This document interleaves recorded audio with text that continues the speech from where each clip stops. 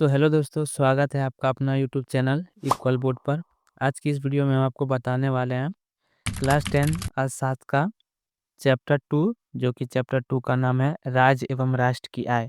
और आज की इस वीडियो में चैप्टर 2 और चैप्टर 3 का आपको ऑब्जेक्टिव प्रश्न करवाया जाएगा। तो आप लोग वीडियो को शुरू से लेकर अंत तक जरूर से देखिएगा। तो चलिए वीडियो को शुरू करते हैं। और यह सब प्रश्न बोर्ड एग्जाम के व्यू से बहुत ही ज़्यादा इम्पोर्टेंट है, तो आप लोग वीडियो को शुरू से लेकर अंत तक जरूर से देखिएगा। चलिए, पहला नंबर क्वेश्चन दिया गया है कि निम्नांकित में कौन हमारे रहन सहन के स्तर को प्रभावित करता है। यानी कि जो एक नंबर क्वेश्चन दिया गया कि निम्नांकित में कौन हमारे सहन और रहन के स्तर को प्रभावित करता है, तो इसका राइट आंसर क्या हो जाएगा। तो जो हमारी प्रति व्यक्ति आय है वो हमारे रहन सहन के स्तर को प्रभावित करता है, यानी कि इसका हो जाएगा राइट आंसर सी हो जाएगा, यानी कि एक का सी राइट आंसर हो जाएगा।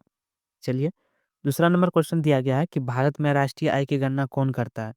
तो दूसरा नंबर क्वेश्चन दिया गया कि भारत में राष्ट्रीय आय की गणना कौन करता है, तो इसका राइट आंसर हो जाएगा केंद्रीय सांख्यिकी संगठन, यानी कि CSO। जो भारत में राष्ट्रीय आय की गणना करता है वह CSO करता है, यानी कि इसका 2 का ए राइट आंसर हो जाएगा, केंद्रीय सांख्यिकी संगठन। चलिए, तीसरा नंबर क्वेश्चन में दिया गया है कि तीसरा नंबर है कि भारत की राष्ट्रीय आय का सर्वप्रथम अनुमान किसने लगाया था। यानी जो भारत की जो राष्ट्रीय आय का सर्वप्रथम अनुमान है वो किसने लगाया था, तो इसका राइट आंसर क्या हो जाएगा।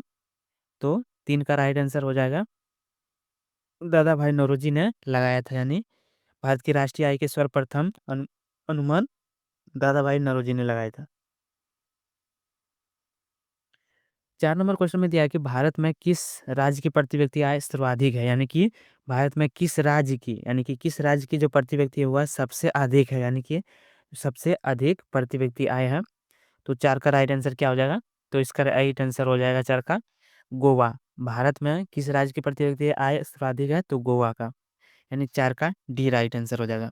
चलिए, 5 नंबर क्वेश्चन में दिया है कि भारत में वित्तीय वर्ष होता है, और यह बहुत ही ज़्यादा इम्पोर्टेंट क्वेश्चन है, तो आप लोग इसको अच्छी तरह से ध्यान में रखिएगा। 5 नंबर क्वेश्चन में दिया है कि भारत में वित्तीय वर्ष होता है, तो कब का होता है, तो 1 अप्रैल से 31 मार्च तक का जो समय होता है उसे ही हम वित्तीय वर्ष कहते हैं, यानी कि 5 का सी राइट आंसर हो जाएगा। चलिए, 6 नंबर क्वेश्चन में दिया है कि गरीबी के कुचक्र की धारणा किसने दी। यानी कि गरीबी के जो कुचक्र चक्र है की धारणा वो किसने दी थी, तो इसका राइट आंसर क्या हो जाएगा, तो 6 का राइट आंसर हो जाएगा रेगर रेगनर नक्स ने, यानी कि गरीबी के कुचक्र की धारणा किसने दी थी, तो रेगनर नकर्स की ने दी थी। 7 नंबर क्वेश्चन में दिया गया है कि भारत के सर्वाधिक प्रति व्यक्ति आय वाला राज्य कौन है। तो इसको फिर से अलग करके पूछा कि भारत में सर्वाधिक प्रति व्यक्ति आय वाला राज्य कौन है, तो यह 7 का बी हो जाएगा, यानी कि गोवा हो जाएगा, 7 का B right answer. 8 number question में दिया गया कि वर्ष भर में किसी देश में अर्जित आय की कुल मात्रा को क्या कहते हैं। तो जो वर्ष भर में किसी देश में अर्जित आय, यानी कि एक साल में जो देश के द्वारा अर्जित आय की जो कुल मात्रा होती है उसे क्या कहते हैं, तो इसका राइट आंसर 9 का क्या 8 का क्या हो जाएगा, तो 8 का राइट आंसर हो जाएगा, उसे हम राष्ट्रीय आय कहेंगे। चलिए, 9 नंबर क्वेश्चन में दिया गया गरीबी रेखा निर्धारण हेतु ग्रामीण क्षेत्रों के लिए प्रति व्यक्ति आय प्रतिदिन न्यूनतम कितनी कैलोरी निर्धारित की गई है। यानी कि गरीब रेखा निर्धारण हेतु ग्रामीण क्षेत्रों के लिए प्रति व्यक्ति प्रतिदिन न्यूनतम कितनी कैलोरी निर्धारित की गई है, तो इसका राइट आंसर क्या हो जाएगा, तो इसका राइट आंसर हो जाएगा 9 का सी हो जाएगा, यानी कि 2400 कैलोरी, 9 का सी राइट आंसर हो जाएगा। चलिए, 10 नंबर क्वेश्चन में दिया गया कि poverty and un British rule in India नामक पुस्तक किसने लिखी। यानी कि poverty and un British rule in India नामक पुस्तक किसने लिखी है, तो 10 का राइट आंसर क्या हो जाएगा, तो इसका हो जाएगा दादा भाई नौरोजी ने poverty and un British rule in India नामक पुस्तक लिखी थी। कौन, दादा भाई नौरोजी ने, तो 10 का बी राइट आंसर हो जाएगा। 11 नंबर क्वेश्चन में दिया है कि निम्न में से किस विधि के अंतर्गत उत्पादित अंतिम वस्तुओं के मूल को जोड़कर राष्ट्रीय आय की गणना की जाती है। यानी कि 11 नंबर क्वेश्चन दिया गया है कि निम्न में से किस विधि के अंतर्गत उत्पादित अंतिम वस्तुओं के मूल को जोड़कर राष्ट्रीय आय की गणना की जाती है, तो इसका 11 का राइट आंसर हो जाएगा मूल्य योग विधि, यानी कि 11 का सी राइट आंसर। चलिए, 12 नंबर क्वेश्चन में दिया है कि सन 2008 से 2009 के अनुसार भारत की औसत प्रति व्यक्ति आय है। यानी कि सन जो 2008 से 9 के अनुसार जो भारत की जो औसत प्रति आती है, यानी कि एक साल की जो औसत प्रति व्यक्ति आय है वो कितनी है? तो 12 का राइट आंसर क्या हो जाएगा? तो इसका राइट आंसर हो जाएगा 25,494 रुपये। इसका 12 का आंसर बी हो जाएगा। चलिए 13 नंबर क्वेश्चन में दिया है कि केंद्रीय सांख्यिकी संगठन की स्थापना कब हुई थी? तो केंद्रीय सांख्यिकी संगठन की स्थापना कब हुई थी? तो इसका राइट आंसर हो जाएगा 1954 में जो है कि वो केंद्रीय सांख्यिकी संगठन की स्थापना हुई थी। तो कब? 1954 में। चलिए 14 नंबर क्वेश्चन में दिया है कि साख का आधार क्या है? तो साख का आधार क्या हो जाएगा? तो यह विश्वास भी हो जाएगा, बचत। तो साख का आधार हो जाएगा बचत, यानी कि चौक दो का बी, बी आंसर होगा। साख का आधार क्या है? तो बचत हो जाएगा। साख का आधार क्या हो जाए? तो इसमें इसका राइट आंसर हो जाएगा विश्वास, यानी कि चौक दो का ए राइट आंसर।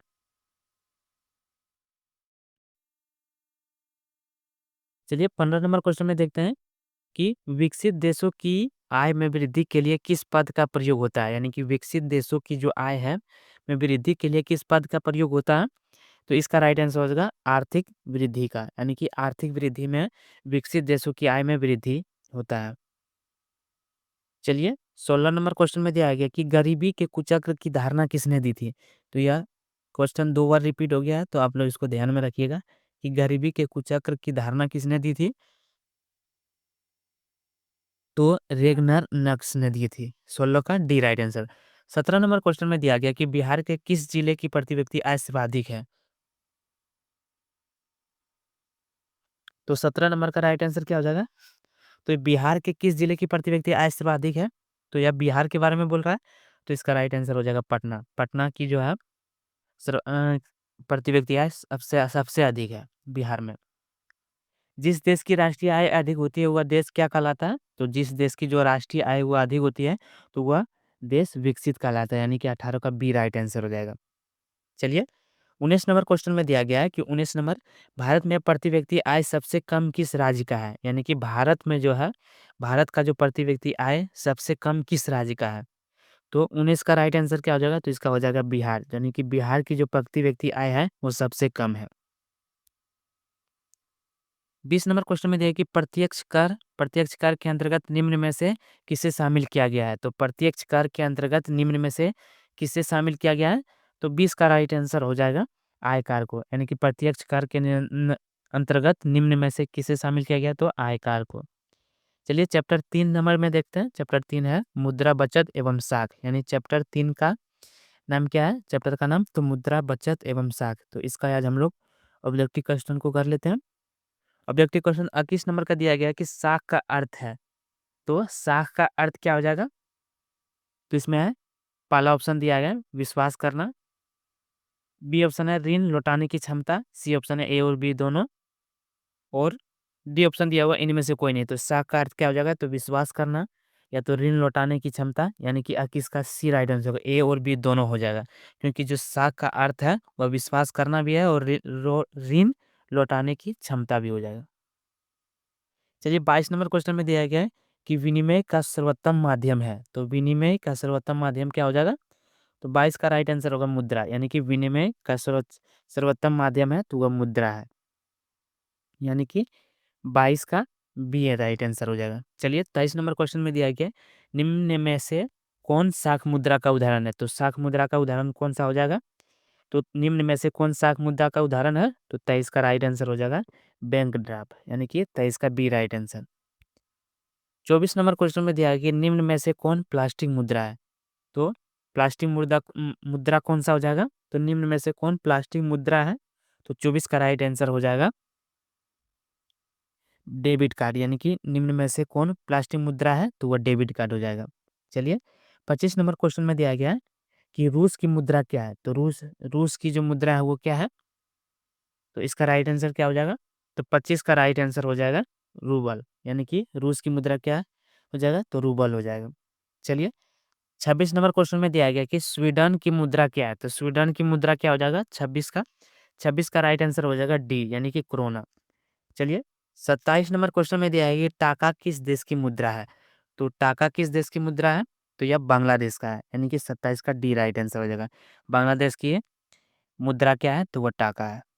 चलिए 28 नंबर क्वेश्चन में दिया गया कि किसने कहा मुद्रा वह है जो मुद्रा का कार्य करती है, यानी कि किसने कहा कि मुद्रा वह है जो मुद्रा का कार्य करती है, तो इसका राइट आंसर हो जाएगा हार्टेल विदेश ने। कौन? तो हार्टेस विदेश।